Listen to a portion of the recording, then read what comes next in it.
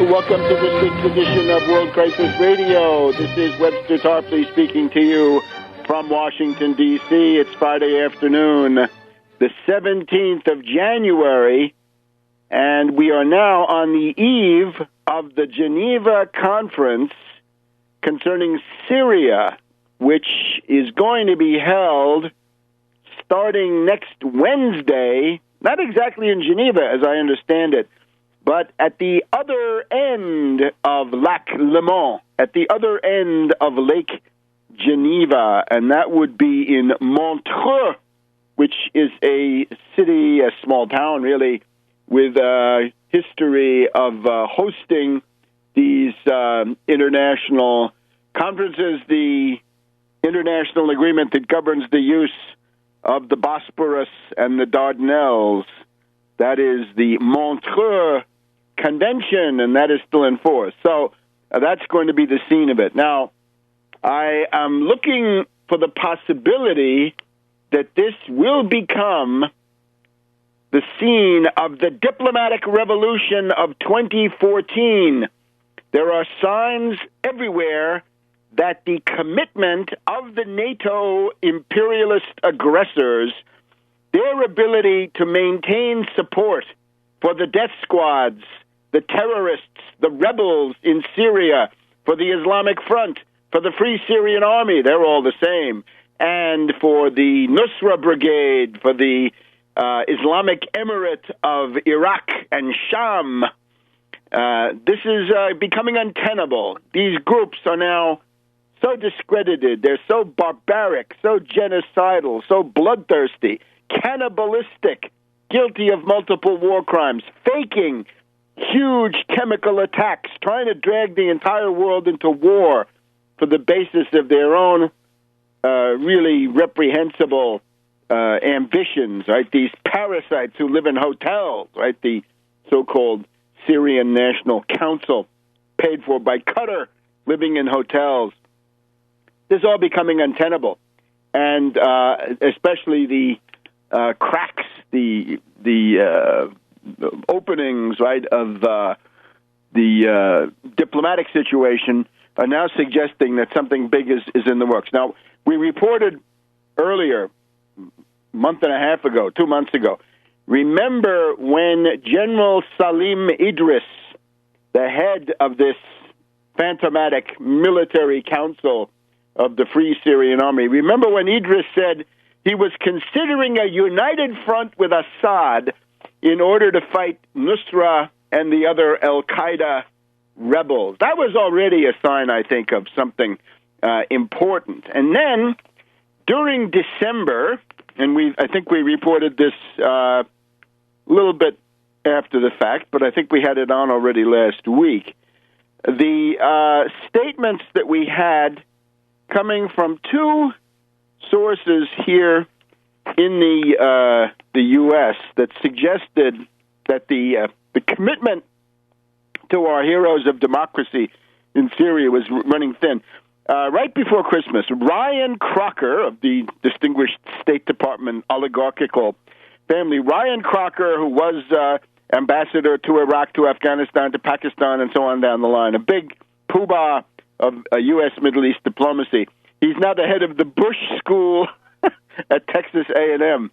I guess they have to stand all the time.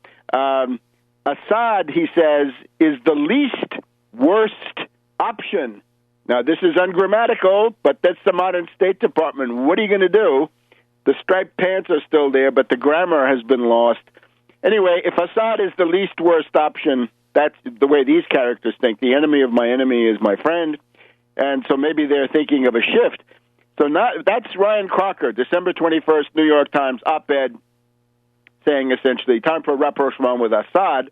And then Michael Hayden of the CIA, general from the Air Force, head of the CIA, telling the Jamestown Foundation that Assad is the best remaining option for Syria and for the region. He distinguishes three possibilities. One, endless civil war with endless radicalization, bad. Secondly, the breakup of Syria, the rollback of the Franco-British Sykes-Picot deal, and I guess he's trying to get in a dig at London and Paris. God knows they deserve it.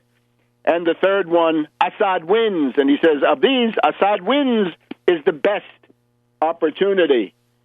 And again, this is not an argument that anybody is a choir boy. There aren't any.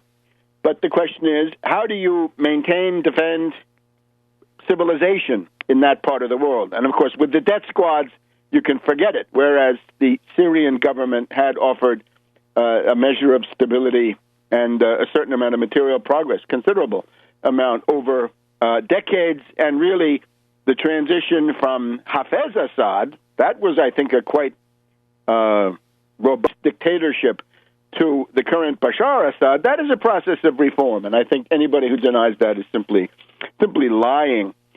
So now what do we have?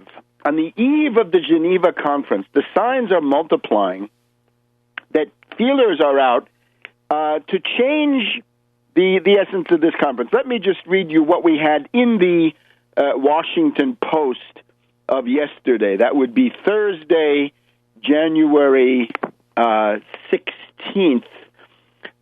This is hidden on an inside page, but Liz Sly, their correspondent. A top Syrian government official said Wednesday that Western intelligence officials have visited Damascus, Syria, to solicit cooperation against militants linked to al-Qaeda, a claim that appeared intended to buttress the regime's attempts to win back international support in the name of fighting terrorism. The assertion came as fighters of the Islamic State of Iraq and Syria, that's what I call the Islamic Emirate of Iraq and Sham, retook control of many areas in Syria that they had lost to more moderate rebels. Again, this terminology is dubious, but you get the idea. Earlier this month, they say that now Nusra and the Islamic Front are now moderate. Well, I'm sorry, but that's their terminology. So with this, the bouncing back of the Islamic Emirate has dashed hopes of the Syrian opposition that the influence of the extremists could be quelled ahead of the crucial peace talks in Switzerland next week. Now, a couple of other paragraphs here.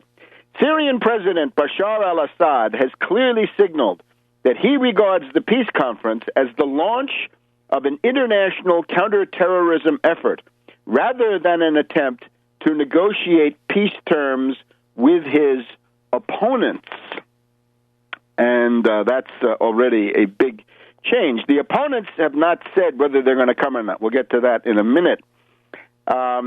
European diplomats this past Wednesday, the 15th, say, oh, no, we just talked to the Assad government because we've got journalists and citizens of ours that have been kidnapped and are being held, and this is sort of very limited, narrow anti-terrorism. But in an interview that aired on the BBC on Wednesday, I have not been able to find this yet, an interview on the BBC on Wednesday, Syrian Deputy Foreign Minister Faisal Miqdad, M-I-Q-D-A-D, implied that the agents of these foreign powers were seeking broader cooperation with the Syrian government against the threat of militants linked to al-Qaeda who have shot to prominence across rebel-held territory in northern Syria over the past year. Well, they've pretty much taken over, haven't they? So the governments that have done this, here we go, Spain, Great Britain, France, and Germany, a relatively representative cross-section.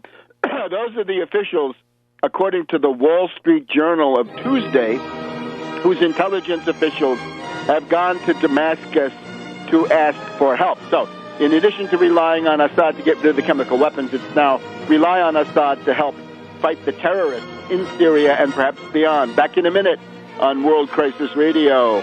Welcome back to World Crisis Radio. Webster Tarpley reporting from Washington, D.C. Very interesting developments here on the eve of the Geneva conference beginning next Wednesday in Montreux near Geneva in Switzerland. So we've got essentially the Washington Post of Thursday, the Wall Street Journal of this past Tuesday, signaling that Western intelligence agencies are now sidling up to Assad looking for assistance. Of course, beware the CIA bearing gifts. We fear the CIA, especially when it's bearing gifts. But the other question, of course, is the bounce back of these ISIS or Islamic Emirate characters.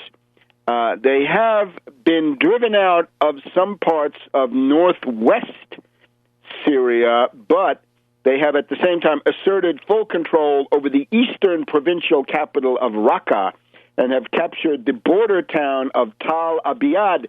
That means the border town to Iraq, I'm pretty sure. And that, of course, then leads into the grave situation in Iraq. So the other confirmation we have of this is the Rome daily newspaper La Repubblica article by Pietro del Re, who says essentially the same Western intelligence agencies that a couple of months ago wanted to bomb the military bases of the Syrian regime are now courting the circle of people around Bashar Assad, and they are threatening to cut off the small amounts of aid, which, according to this guy, I think it's unrealistic, have been going to the various opposition groups. So we've had a very quick change of course by London and Washington and others, and this is not due to any change by Assad. He's still as formidable as he ever was, but it's the fear of a general war now with Nusra and the Islamic Front and above all, the Islamic Emirate coming out on top. There's a great fear of that, quite reasonable. So there we have the pattern. Now, again, I would go back to this thing from the Washington Post. Assad wants to make this peace conference into a conference on international counterterrorism rather than negotiating peace with terrorists, which was the original U.S. idea. No, he says, it's time to make this counterterrorism.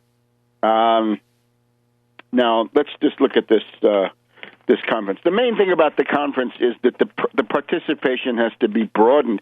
Iran must attend this peace conference. Anything else is absolutely absurd.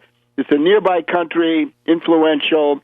Certain groups in Syria and Lebanon, too, are very much in favor of Iran. I would also add, what about Egypt? Egypt ought to be represented, too. What are we doing, a diplomatic boycott against Egypt? That's ridiculous. So here's who's going to Geneva, Montreux right now. U.S., Russia, Germany, India, Indonesia, Iraq, Italy, Georgia, Kuwait, Lebanon, Morocco, Oman, Qatar, Saudi Arabia, Spain, and let's see what else we have, South Africa, and then various, I'm sure, France and Great Britain and so forth. But it means that Iran is not invited, and as far as I can see, Egypt is not invited. So these are countries that ought to absolutely be there.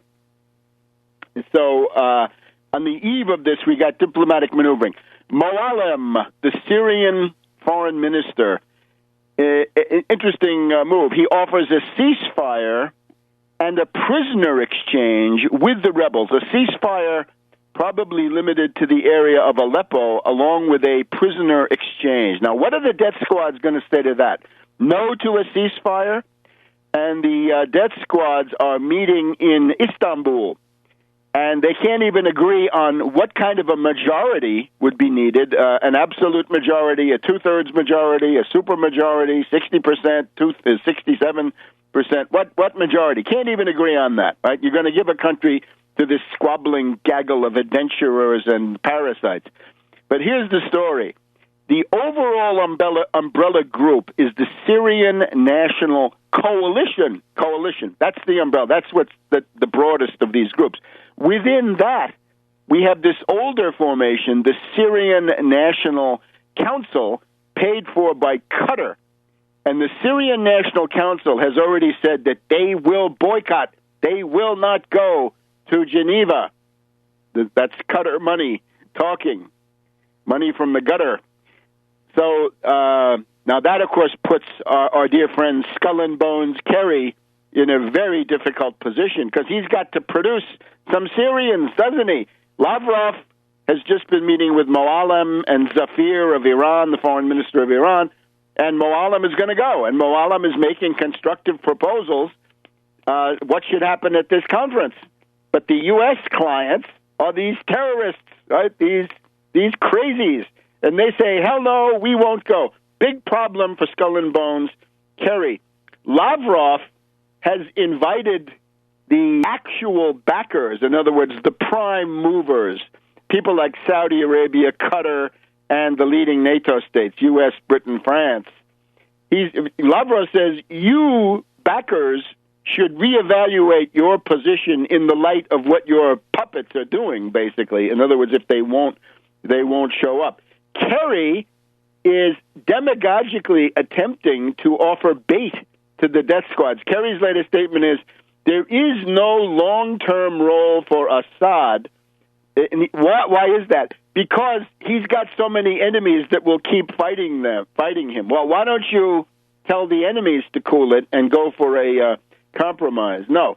We've just also then had the New Year's diplomatic speech of our dear friend François Hollande, and he says that he actually, some parts of the speech, he sounded like he was trying to imitate Mother Agnès Mariam of Syria. He says, the people in Syria, says Hollande, are concerned with only one thing, reconciliation and peace.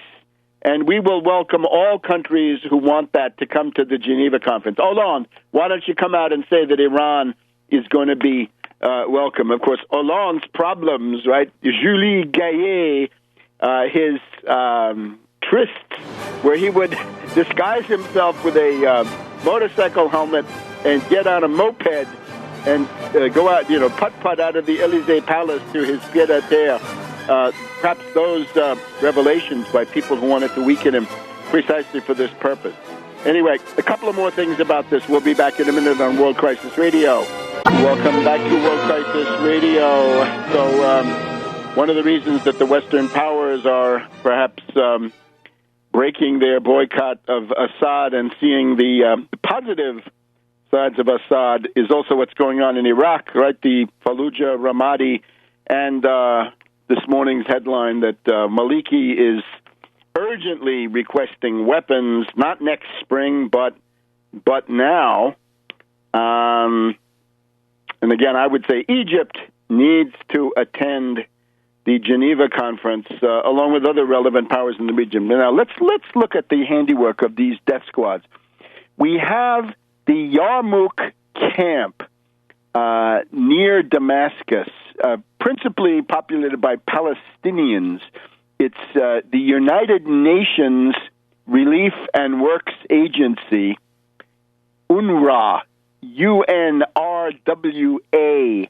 And on Tuesday, a convoy attempted, this was a convoy of this UN agency with backup from the UN World Food Program, attempted to deliver food supplies to the denizens of this camp. There were going to be parcels of food brought in trucks, and there was a Syrian army tractor, a bulldozer at the head of the convoy trying to get in. They made two separate attempts at the northern end, the southern end of the camp, and they were driven back by the death squads, by those terrorist, cannibalist rebels.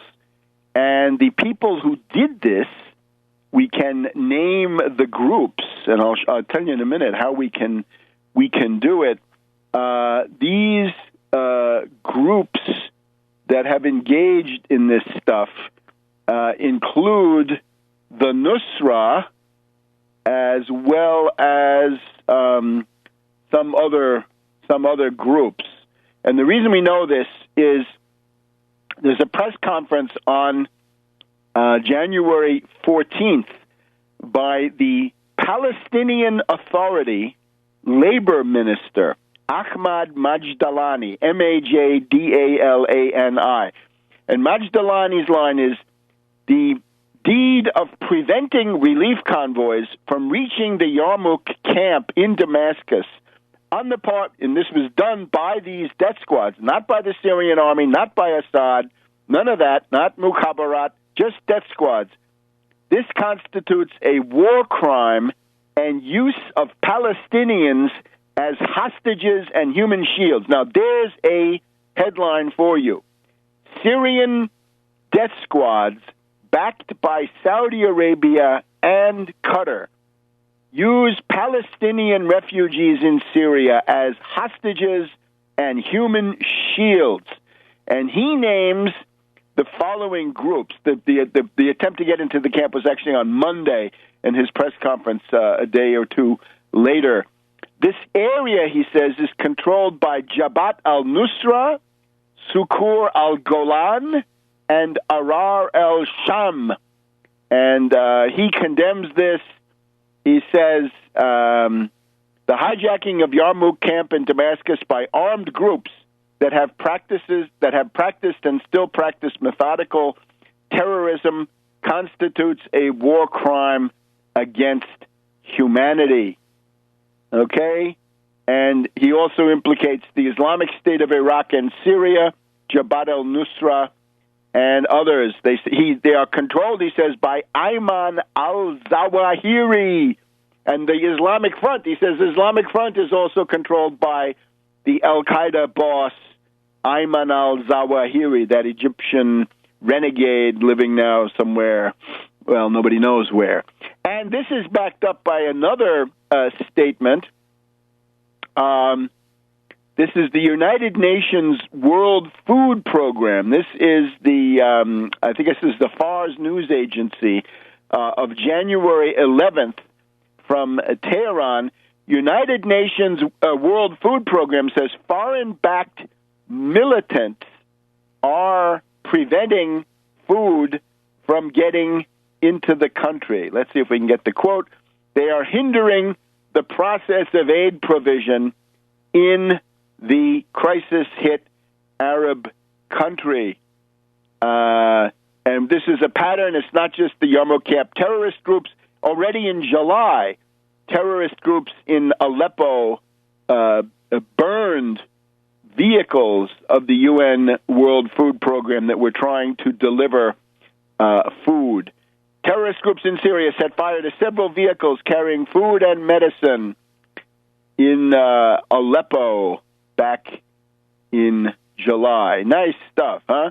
So these are the wonderful heroes of democracy. Civilians trapped in Aleppo were deprived of food and medicine. All right, you got the picture. Now, just a couple of other things. Is there a move, as the statements by our dear friends Crocker and Hayden would suggest, is there a move of the U.S. to switch sides, to flip? There are historical precedents for this. I want to go back to the 18th century. If you have time at the end, I'll tell you a couple of things about the diplomatic revolution between France and the Austrian Empire back in the 1760s, 1770s. Le renversement des alliances. Maybe we're getting that, right? Maybe we're getting NATO finally realizing this Arab Spring destabilization has been a loser, doesn't work. The Arabs can certainly see that it hasn't worked for them.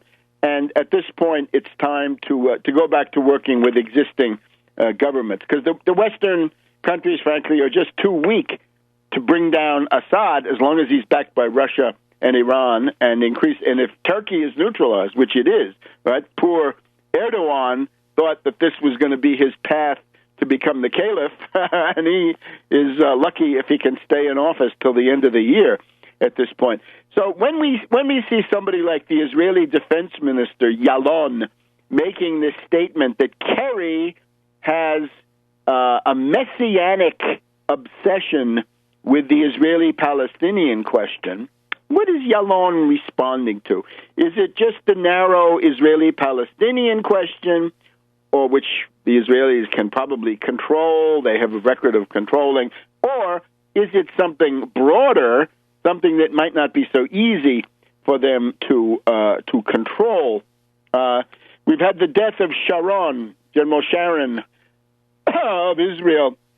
I've never forgiven Sharon for his spring 2002 attack on the Christian holy places in the Middle East. He attacked the Franciscans in Bethlehem and shot up those churches. Absolutely outrageous, and the silence of the Western media also outrageous. It's certainly a sign of what was coming for the Christians of the Middle East at the hands of the U.S.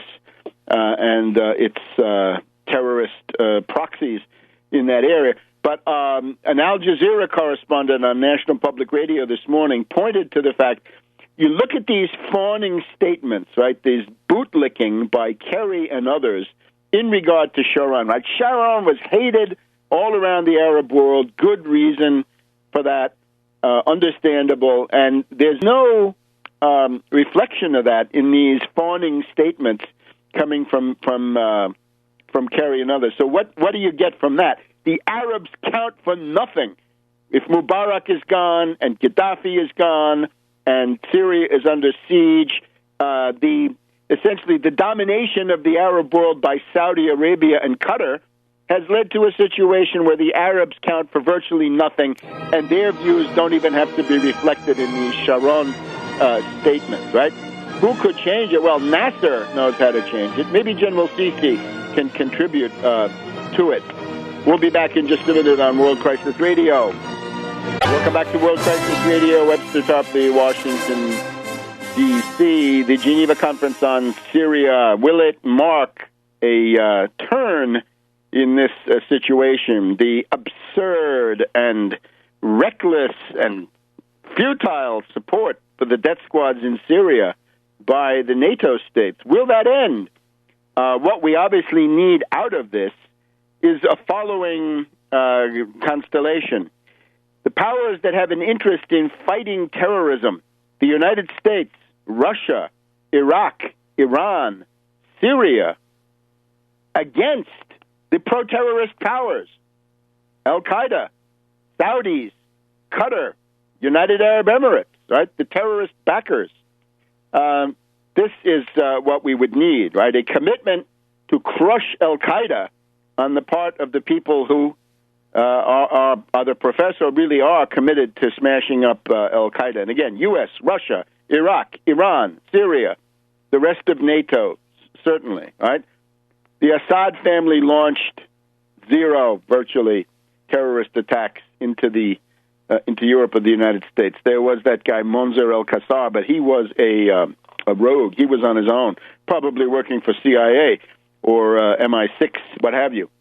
So there you go. And the thing has got to be done more broadly. The other thing that Geneva ought to address is the need for a Marshall Plan. We're going to talk about this more in coming weeks.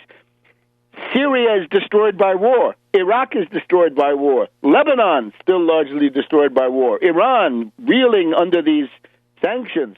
Turkey obviously set back in its development by this ludicrous adventure by Erdogan. Isn't it time for a Marshall Plan from which all countries would benefit? And I mean all, I mean the Israelis too. Maybe if there weren't so many poverty-stricken children and families in Israel, including among the recent Russian emigres, then perhaps Israeli politics would calm down and not be quite so crazy. The other side of it is the Muslim Brotherhood influence inside the U.S. government is unfortunately considerable. As I've been saying for a couple of years, there's a worldwide alliance between the CIA and the Muslim Brotherhood. Now, will that continue? Because the Muslim Brotherhood, remember, Morsi's great crime in Egypt was he was getting set to intervene in Syria on the side of the the rebels, of the terrorists.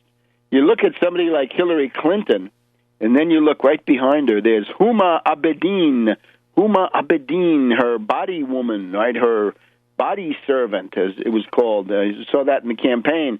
Whose family are all big poobahs in the Muslim Brotherhood, the Ikhwan. So this is a bad scene. What could we look back to? Well, as I mentioned, 1756, the diplomatic revolution of 1756. The prime minister, the foreign minister of Imperial Austria, Count Kaunitz, Kaunitz, the most artful diplomat of the 18th century, according to R.R. Palmer. He says, look, our main problem now is not France, it's Prussia. So what we need is an alliance between Austria and France, Habsburgs and Bourbon. So for hundreds and hundreds of years, the pattern in continental Europe was Austria against France, right? Constantly. So Kaunitz says, no, this is not it anymore. We're going to make a continental bloc of Austria and France because we've got to deal with Prussia, right? The Prussian army, he says, is my main problem, and the French need to watch out for the British. So the way the alliances flip, in 1756, it's Great Britain and Prussia against France and Austria. And the reason you have Marie Antoinette, the Austrian baggage, she is a token of this alliance. Now, the alliance didn't necessarily turn out well. This leads us to the 7 Years' War, where the Prussians then become the continental dagger for the British. But you get the idea. Just in formal terms, diplomatic revolutions have occurred, right? You've got the the Molotov-Ribbentrop Pact, and not all of them are bad. And in this case, which is what counts, they would be good. So formally, there are precedents, and content-wise, I think also. So that I think looks at the foreign policy situation. Now, let's turn. We just had Obama blathering for a good hour this morning about the NSA and surveillance and all the rest of this stuff. I want to point to one thing. You look at those hearings, and you have to look at them to some extent because you've got this commission that Obama set up. Cass Sunstein, one of the leading totalitarian thinkers of the United States, right? Somebody who thinks that the job of government is to superintend public opinion and control it. In other words, a mind control, MK approach to the problem. Cass Sunstein was there. He seemed to be the de facto leader of this pack. We've also got Richard Clarke, right? The guy who was running the U.S. government on 9/11. You want to know about Richard Clarke? Why, you've got to get yourself a copy of the 5th edition of 9/11 Synthetic Terror Made in USA, and you will see that the guy who starts putting out the line that's Al-Qaeda, Al-Qaeda, Al-Qaeda, Al-Qaeda, when, of course, in September 11th, 2001, it could not have been Al-Qaeda, not except as a school for patsies. So you got Cass Sunstein, you got Richard Clarke. These are essentially, by now, spokespersons for this invisible government faction. And then Morell of the CIA, he may also qualify as a subaltern of the invisible government. And one other member. Here's what came up in this thing, which I think we're well advised to be reminded of. The National Security Letters. Now, this is not NSA. This is not cybernetic. This is not metadata, big data, any of this stuff. This is a very low-tech version where the FBI decides they want to put the squeeze on you, and they send you, they don't even have to send it to you. They send your employer a national security letter and other people with whom you have dealings, and those people are instructed on pain of incarceration that they've got to disgorge all the documents and information connected with you. There is no court review, nix, and it's not even mentioned, and you're under a gag order. You can't even come forward into the public square and say, yikes, the FBI hit me with a national security letter yesterday.